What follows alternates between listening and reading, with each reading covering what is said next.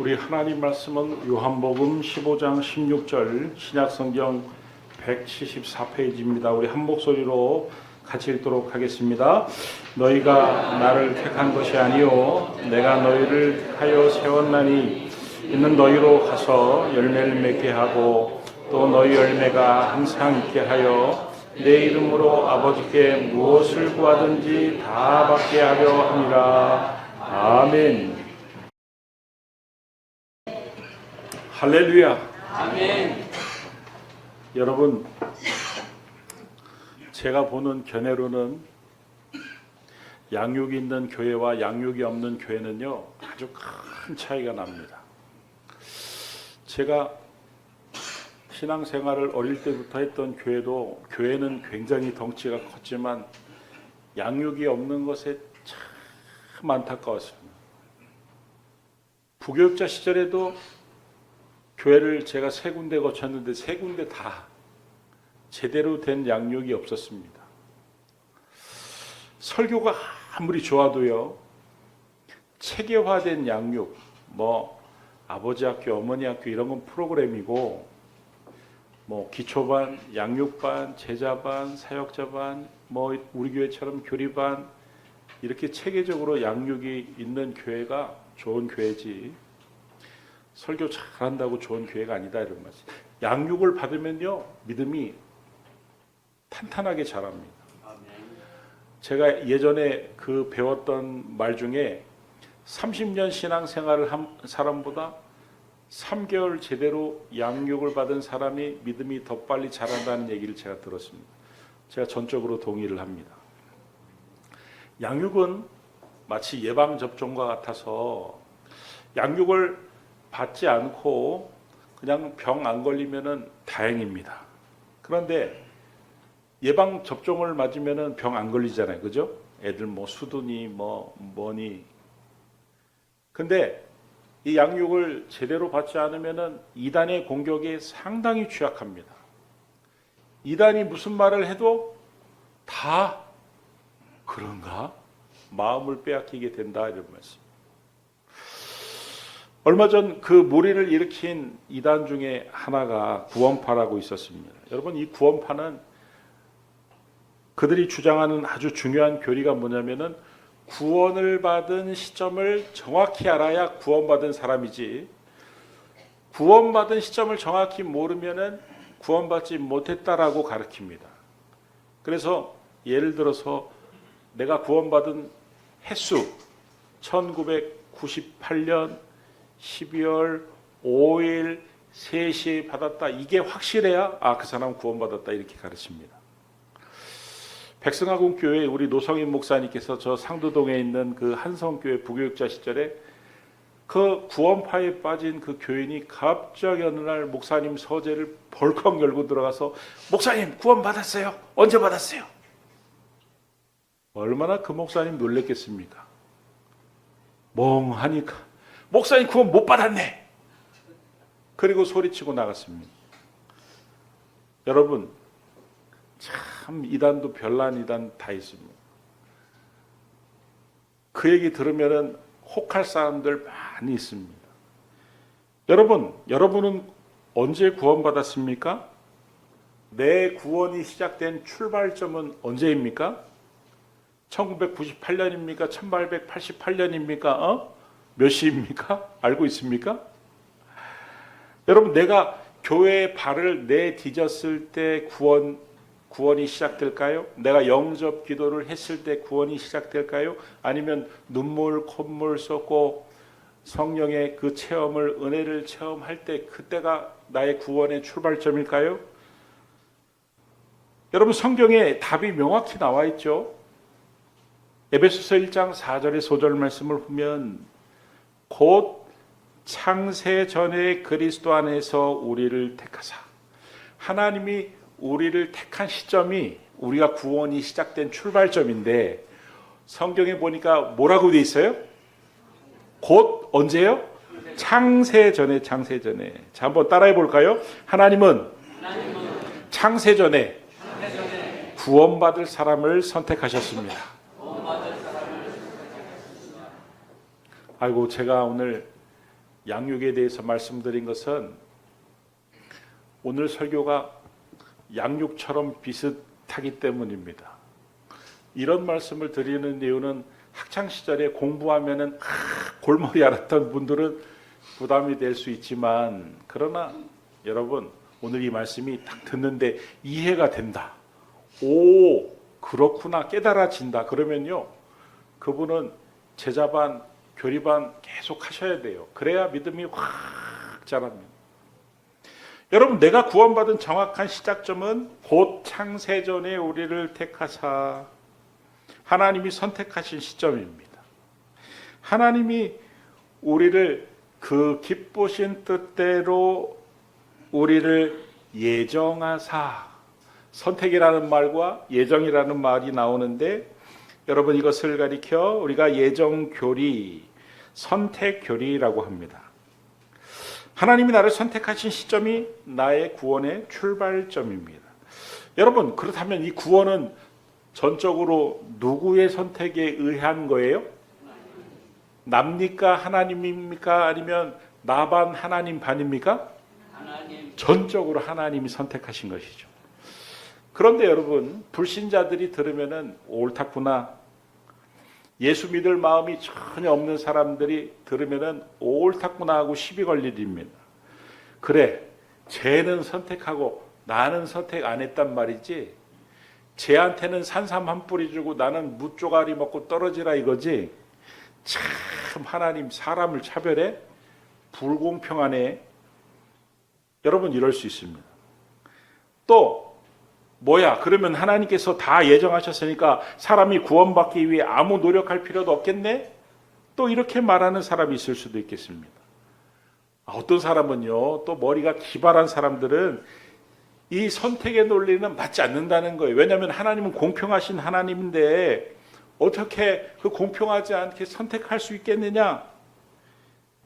야, 또 어떤 사람은요 이렇게 말을 합니다. 그럼 이 땅에서 착한 일, 훌륭한 일을 한 사람은 지옥 가는 겁니까? 하나님 선택하지 않았기 때문에 천국 못 가는 겁니까? 대단한 위인, 예를 들어가지고 세종대왕이나 이순신 같은 사람은 지옥 가는 겁니까? 만약에 그 사람이 지옥 가는 거라면 나도 천국 안 갑니다, 지옥 갑니다, 이렇게 말하는 사람도 있습니다. 하나님이 그렇게 말하는 것을 참 아실까요? 모르실까요? 아셨습니다. 그래서 어느 날 하나님이 선지자 에레미야를 데리고 토기장이의 집으로 내려갔습니다. 마침 토기장이가 진흙으로 그릇을 만들고 있었습니다. 그런데 이 토기장이가 이렇게 보니까 이 토기장이가 자기 마음에 들면은 그릇을 깨지 않지만 자기가 마음에 안 드는 그릇은 퍽 하고 깨더란 말이에요. 그러자 하나님께서 에레미야에게 이렇게 말씀하셨습니다. 에레미야야, 토기장이를 봐라. 나는 저렇게 할 수 없겠느냐? 진흙이 토기장이의 손에 있는 것처럼 너희는 내 손 안에 있느니라. 에레미야서 18장 6절에 이렇게 말씀하셨습니다. 우리 같이 한번 읽어보겠습니다. 시작. 여호와의 말씀이니라. 이스라엘 족속아, 이 토기장이가 하는 것 같이 내가 능히 너희에게 행하지 못하겠느냐? 이스라엘 족속아, 진흙이 토기장이의 손에 있음 같이 너희가 내 손에 있느니라. 아멘. 하나님은 자신을 토기장이로 우리를 진흙으로 비유하셨습니다. 토기장이가 진흙을 마음대로 하듯 나는 저렇게 할 수 없겠느냐? 에레미야에게 반문하셨는데 하나님께서 선택하실 수 있다는 거예요. 내가 이것을 선택할 수도 있고 저것을 선택할 수도 있다는 것입니다. 여러분, 이 선택의 교리는 성경에 일관되게 흐르는 아주 중요한 교리입니다. 오늘 우리가 읽은 성경 말씀 요한복음 15장 6절에도 너희가 나를 택한 것이 아니요 내가 너희를 택하여 세웠나니, 예수님께서 제자를 선택할 때도 예수님이 택하여 세웠습니다. 여러분, 우리가 예수님을 믿는 것도 우리의 결정으로 된 것이 아니라 하나님이 우리를 창세전에 선택하셨기 때문임을 믿을 수 있게 되길 주의 이름으로 축원합니다. 여러분, 예정교리는 복음서에서만 나오는 게 아닙니다. 사도행전에서도 몇 구절만 봐도 그 진리가 분명하게 드러나는데, 사도행전 13장 48절 말씀을 보면은 이방인들이 듣고 기뻐하여 하나님의 말씀을 찬송하며 뭐라고 되어 있습니까? 영생을 주시기로 작정된 자는 다 믿더라. 할렐루야. 비시디 안디옥이라는 곳에서 바울이 복음을 전했는데 어떤 사람은 바울의 말을 듣고 믿는 사람이 있는 반면에 배척하는 사람도 있었습니다. 바울이 전하는 똑같은 복음을 듣고 어떤 사람은 주여 제가 믿겠나이다, 이 죄인을 불쌍히 여겨 주옵소서, 나를 받아 주시옵소서, 이렇게 고백하는 사람이 있는 반면에 바울이 전하는 똑같은 복음을 듣고 올챙이 등심 터지는 소리하고 있네. 여러분, 복음을 선포하면 두 부류의 사람이 있습니다. 아멘하고 받아들이는 사람, 나한테 그런 소리를 하려고 할 거면은 찾아오지도 마라 거부하는 사람. 저도 제가 인생을 살면서 이렇게 복음을 전했을 때 복음을 받아들이는 사람도 있었고, 어떤 분은 그렇게 친한데도 정말 아삼육으로 그렇게 친했었는데도 야, 나한테는 그딴 소리 하지. 제가 예전에 다녔던 사장님이 저를 한번 찾아오래요. 보고 싶다고 한번 찾아오라고 그러는데 그 끝미에, 그 말미에, 전화 말미에 찾아는 오되 너 절대 나보고는 교회 다니라고 하지 마. 여러분, 바울이 고린도에서 복음을 전하는데 핍박이 너무 심했습니다. 입 다물든지 죽든지 선택해 협박을 하자 바울도 어쩔 수 없어가지고 고린도 지역에서 철수를 하려고 했는데 하나님이 고린도를 떠나지 말라고 하시면서 이렇게 말씀하셨습니다. 사도행전 18장 9절에서 10절 말씀을 보면, 밑줄 친 부분만 보면은 두려워하지 말며 침묵하지 말고 말하라. 여기서 말하는 침묵하지 말고 말하라는 말은 복음을 전하라는 거예요. 그러면서 하나님이 뭐라고 말씀하셨습니까? 이 백성 중에 내 백성이 많음이라. 이 고린도 지역에 하나님이 영생을 주시기로 작정한 사람들이, 백성들이 많다고 하시면서 여기서 머물고 두려워하지 말고 침묵하지 말고 전하라고 말씀하셨습니다. 그래서 바울은 1년 6개월 동안이나 고린도에서 복음을 전했습니다. 여러분, 우리는 이 사실에서 수많은 사람들이 예수를 믿게 된 근본된 이유가, 교회가 세워지게 된 근본적인 이유가 모든 사람의 열심으로 된 것이 아니라 하나님의 예정 때문에 되었다는 사실을 우리가 먼저 알아야 된다, 이런 말씀입니다. 여러분, 왜 이렇게 하나님이 이 선택의 교리를, 예정의 교리를 성경 속에서 계속 우리에게 말씀하실까요? 믿지 않는 불신자들을 위한 것일까요? 아니면 믿는 우리를 위한 것일까요? 여러분, 이 선택의 교리, 예정의 교리는요, 믿는 우리를 위한 교리입니다. 예정의 교리는 성도들로 하여금 구원의 확신을 가지고 기쁨으로 살라고 하나님이 주신 것입니다. 여러분, 만약에 내가 예수를 믿게 된 것이 하나님의 선택이 아니라 나의 선택이었다면 구원의 확신은 시도 때도 없이 흔들릴 가능성이 높습니다. 아니, 우리 중에는 여기도 그런 분들이 참 많습니다. 내가 신앙생활을 좀 잘하면은 구원받은 게 조금 믿어지고 내가 구원 받았을 거야. 그런데 신앙생활을 제대로 하지 않으면은 나 같은 게 무슨 구원이야? 자신이 사라집니다. 늘 불안한 상태에서 살 수밖에 없습니다. 죽는 순간까지 매 순간 긴장하며 아이고, 내가 구원 받았나 못 받았나, 천국 가나 못 가나, 그렇게 불안 초조 속에서 살면서 영혼이 피곤할 수밖에 없을 것입니다. 그러나 구원은 한 번 뜻을 정하면 절대로 변치 않는 하나님께서 태초 이전부터 나를 선택하셨다, 나를 구원하셨다, 확정 지으셨다. 할렐루야. 아멘. 민수기 13장 19절 말씀을 보면 하나님은 어떤 하나님입니까? 하나님은 사람이 아니시니 거짓말을 아니하시고 인생이 아니시니 후회가 없으시도다. 어찌 그 말씀하신 바를 행하지 않으시며 하신 말씀을 실행하지 않으시랴. 아멘. 여러분, 구원은 내 소관이 아니고 하나님이 태초에 나의 구원을 예정하셨고, 구원의 문제는 내가 관여할 문제가 아니고 내 구원은 하나님이 시작하셨고 하나님이 완성하실 것이고, 그래서 내가 구원받았던 사실은 변함이 없고, 하나님은 내가 잘못했다고 해서 중간에 나를 버리거나 구원의 계획을 수정할 뿐이 아니시다라는 사실을 내가 믿고 신앙생활하는 것과, 이거 내가 구원 받았나 안 받았나, 이렇게 신앙생활하는 것은요 완전히 틀리죠. 구원의 확신이 분명하면 흔들리지 않기 때문에 신앙생활이 자신감이 있게 되고, 그렇기 때문에 이 예정의 교리가, 선택의 교리가 너무 중요하다. 할렐루야. 아멘. 또 어떤 질문, 이런 질문을 또 하는 사람들이 있습니다. 제가 이렇게 말씀드리는 건요,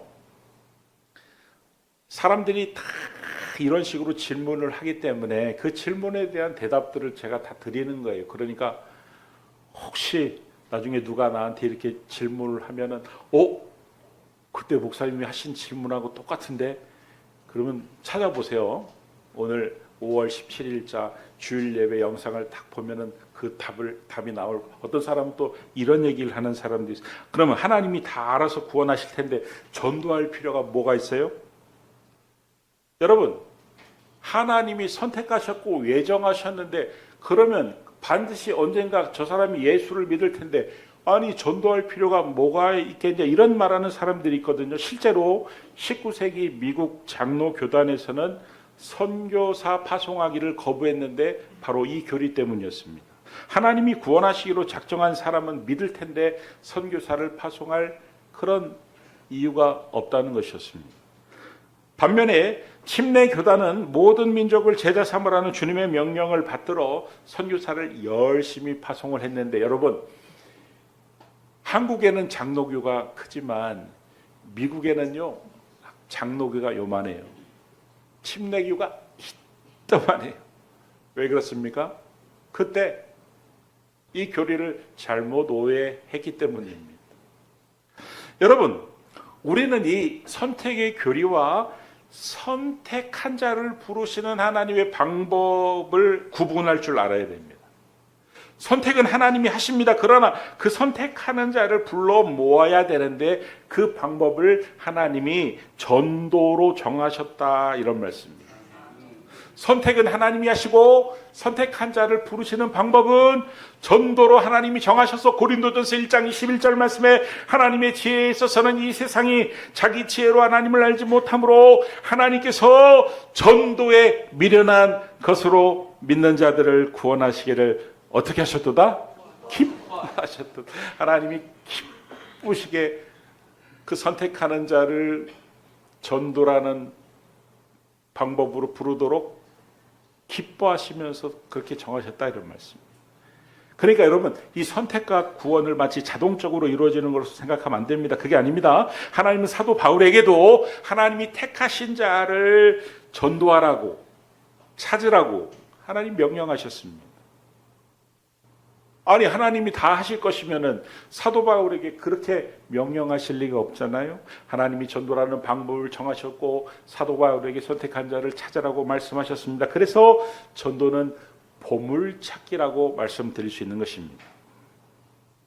또 이런 질문을 던지는 사람도 있습니다. 하나님이 이미 선택하셨다면 다른 사람이 예수 믿게 해달라고 기도하는 것도 그만둬야 되겠네요? 아닙니다. 이미 선택하셨다면서요, 괜히 헛수고하면서 기도만 열심히 아닙니다.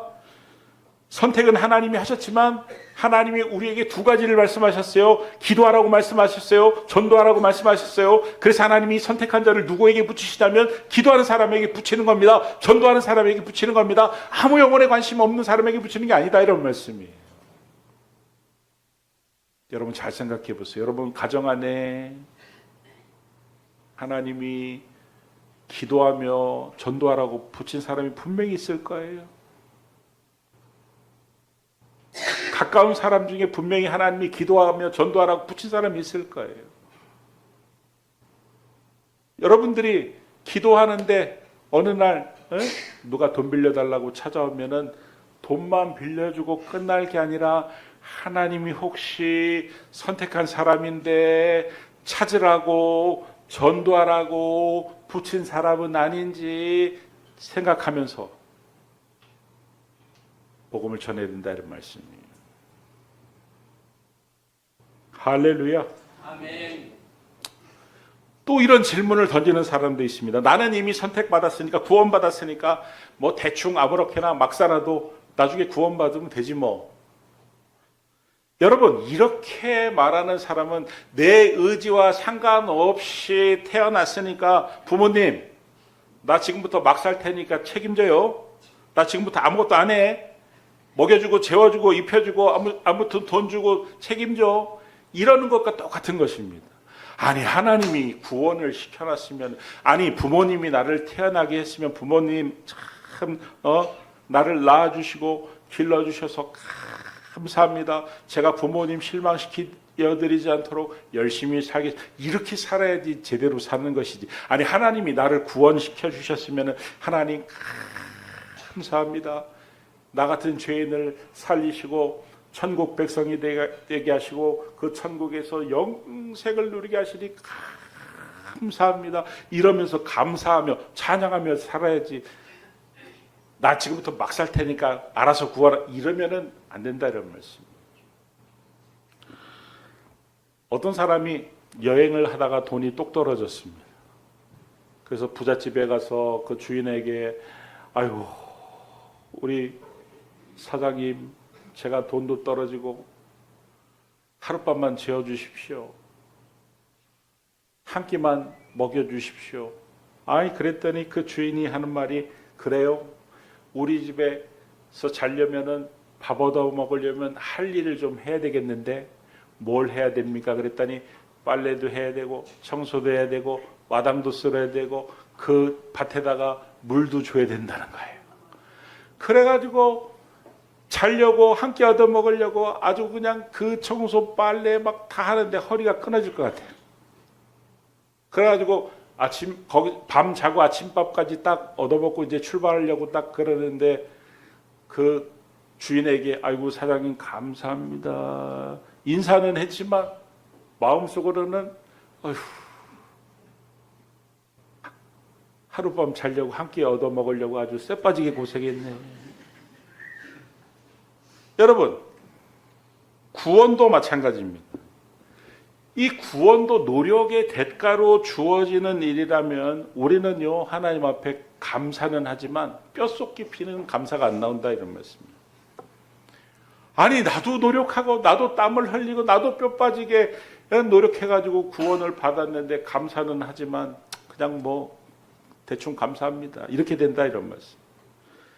그래서 하나님이 우리에게 그 구원을 뭐라고 표현하냐면요, 은혜로 하나님의 은혜로 선물로 주셨다. 여러분, 내가요 받을 자격이 아무것도 없는 그런 사람인데 막 어마어마한 선물을 하나님이 공짜로 탁 주셨다. 왜 주셨을까요?